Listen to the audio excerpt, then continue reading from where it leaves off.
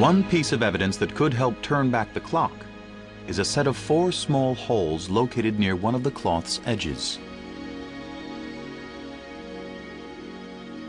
Called the poker holes, their origin is not fully understood.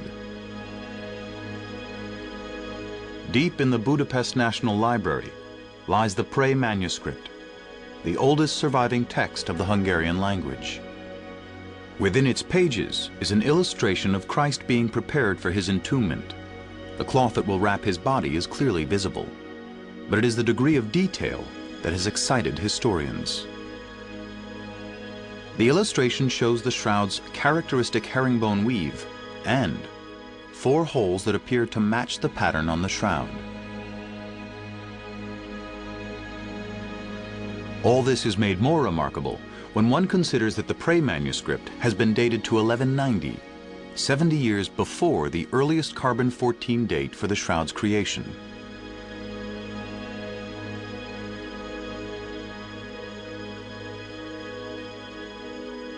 But is there any physical evidence that could date the shroud even earlier? The answer may lie in the town of Oviedo, in northern Spain. Here, kept inside a silver ark, brought to the town from Jerusalem in the 6th century, there exists what many believe to be the sister cloth of the Shroud of Turin. This large silver-coated chest or ark that we can see here actually came from Jerusalem.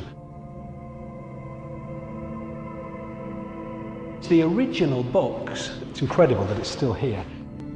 Inside it were all of these smaller boxes that we can see around here, and inside the smaller boxes were all kinds of objects and relics, among which was the Sudarium. The Sudarium is a piece of poor quality linen, much like a handkerchief, stained with blood and bodily fluids. Jewish belief dictates that the human soul is carried in the blood. When somebody suffered a violent death in Christ's time, a Sudarium would have been wrapped around the face to catch the blood. Hidden from the public for a millennium, this dirty creased cloth bears a pattern of stains similar to that of the shroud. And chemical analysis has revealed that the blood on the Sudarium matches the blood on the Shroud of Turin. We know the central stain was formed by a body hanging in an upright position with the arms outstretched. The head was leaning to the right and also slightly forwards. Now, the Sudarium was first pinned to the back of the head. There are actually pinholes in the original that shows how it was pinned into the hair. The cloth was then brought round to the front, and it came across an obstacle. The idea would have been to wrap the cloth entirely round the head, but what happened was that the head was actually stuck to the arm due to rigor mortis setting in very quickly after a traumatic death. Hence, the Sudarium was folded back on itself in the first position like this, which is why we have the groups of parallel stains when this liquid seeped through the cloth. This wound here, the body was still alive when this blood came out of the back of the head.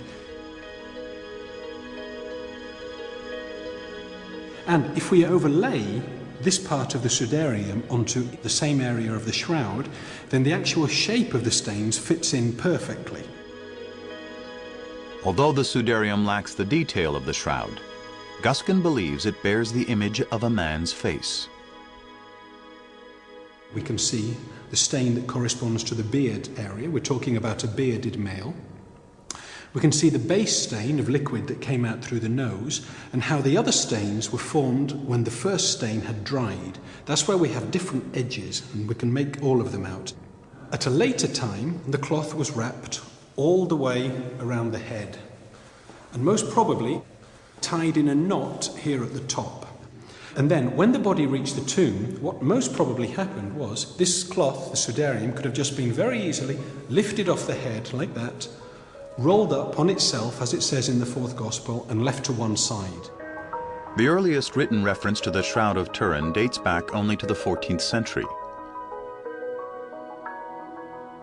The Sudarium's written record is far more complete, which has enabled Mark Guskin to trace its history further back in time.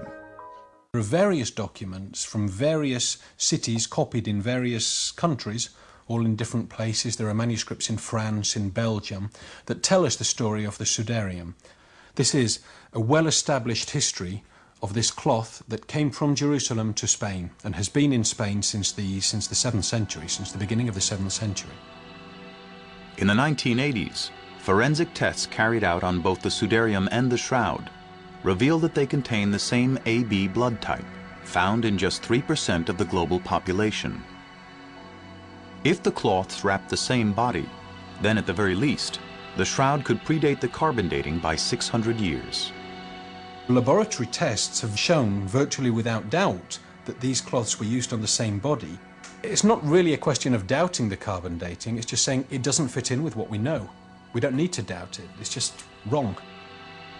That the Sudarium, a dirty piece of cloth with no monetary or artistic value, has been revered in this way suggests that it must have held special significance for the people who preserved it. Mark Guskin believes it holds the blood of Christ. Everything points towards this cloth having been used on the body of Jesus of Nazareth. I know that we'll never be able to prove it scientifically and historically, but the same is also true the other way round. Nobody can prove that it wasn't.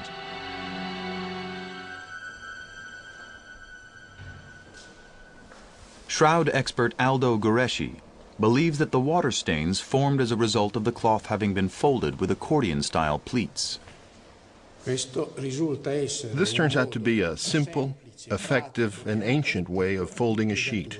If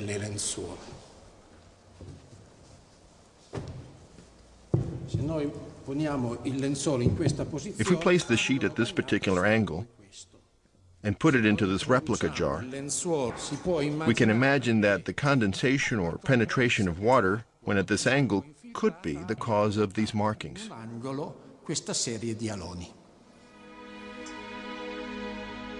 Gureschi believes the shroud was once kept in a clay jar similar to those found 2,000 years ago near the Dead Sea. This type of container was used for storing objects of value during the 1st century.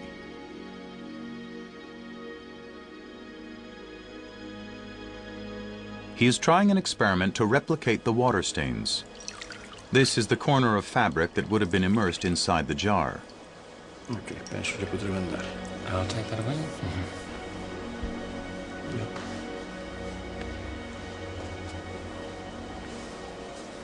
When the cloth is unfolded, the pattern of water stains does closely match that of the actual shroud.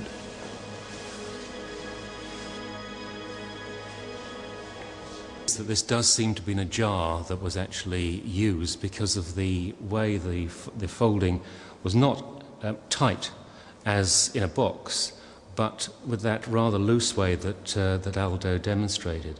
And so the idea is a sort of tall jar, very like the sort of jars that were used in Qumran for keeping the Dead Sea Scrolls and so on. So conceivably, looking back to the 1st century AD. But the most convincing evidence linking the cloth to the 1st century came during Mechtild Fleury-Lemberg's recent restoration of the shroud. A leading authority on historic textiles, Fleury-Lemberg was shocked by the shroud's distinctive sewing style. She had seen such a weave only once before, in textiles discovered amid the ruins of the Middle East fortress of Masada, on the coast of the Dead Sea.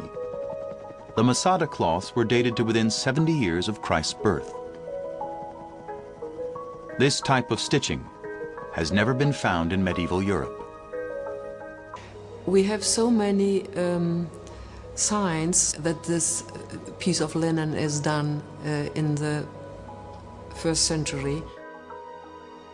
If Fleury-Lemberg is right, then it is possible that this cloth could be the Shroud of Christ.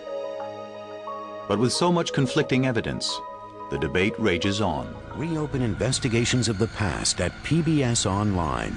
History is revealing its forgotten secrets at pbs.org. Secrets of the Dead.